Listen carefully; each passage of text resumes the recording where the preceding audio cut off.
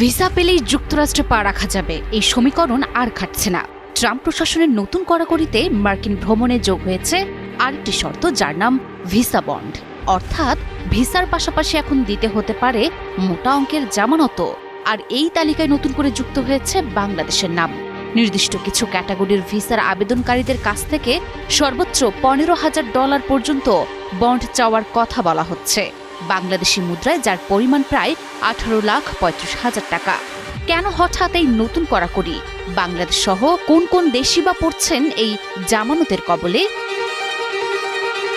ব্যবসা, পড়াশোনা কিংবা ভ্রমণ, সব ক্ষেত্রেই যে দেশটি এতদিন ছিল সবার প্রথম পছন্দ, সেই যুক্তরাষ্ট্র এবার নতুন নিয়মে চমকে দিল বিশ্বকে। একের পর এক কঠোর সিদ্ধান্তের ধারাবাহিকতায় এবার ব্যবসা ও ভ্রমণ ভিসার জন্য ফেরতযোগ্য ভিসা বন্ডে জামানতের পরিমাণ বাড়িয়েছে যুক্তরাষ্ট্র। নতুন এই নিয়মে তালিকাভুক্ত করা হয়েছে 38টি দেশ, যার মধ্যে রয়েছে বাংলাদেশের নামও। ফলে বাংলাদেশি নাগরিকদের জন্য যুক্তরাষ্ট্রের ভিসা পাওয়া এখন শুধু ব্যয়বহুলই নয়, হয়ে উঠছে আরও জটিল ও অনিশ্চিত।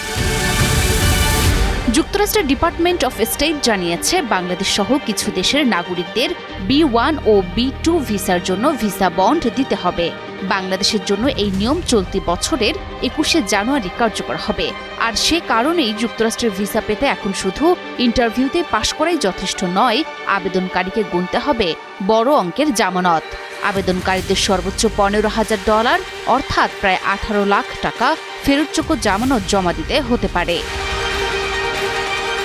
সাম্প্রতিক নিয়ম অনুযায়ী এই বন্ডের সঠিক পরিমাণ নির্ধারিত হবে সরাসরি ভিসা ইন্টারভিউয়ের টেবিলে। 5,000 থেকে শুরু করে $15,000 পর্যন্ত মূল্যের এই আর্থিক নিশ্চয়তা নির্ধারণ করবেন স্বয়ং কনসুলার অফিসার। আবেদনকারীকে মার্কিন স্বরাষ্ট্র মন্ত্রণালয় বা ডিপার্টমেন্ট অফ হোমল্যান্ড সিকিউরিটির নির্দিষ্ট I-352 ফর্ম পূরণ করে এই প্রক্রিয়া সম্পূর্ণ করতে হবে। অর্থ জমা দেওয়ার ক্ষেত্রেও রয়েছে কঠোর বিধিনিষেধ। শুধুমাত্র সরকারি ওয়েবসাইট pay.gov এর মাধ্যমেই এই অর্থ প্রদান করা যাবে। তাছাড়াও বলা হয়েছে, কনসুলার অফিসারের সুনির্দিষ্ট নির্দেশ পাওয়ার আগে আগাম অর্থ জমা দিলে তার ফেরত পাওয়া যাবে না। মূলত ভিসা শর্ত পালনের নিশ্চয়তা হিসেবেই এই বন্ড ব্যবস্থা প্রবর্তন করা হয়েছে। বাংলাদেশ ছাড়াও নাইজেরিয়া, নেপাল সহ মোট 38টি দেশ এখন এই তালিকায়।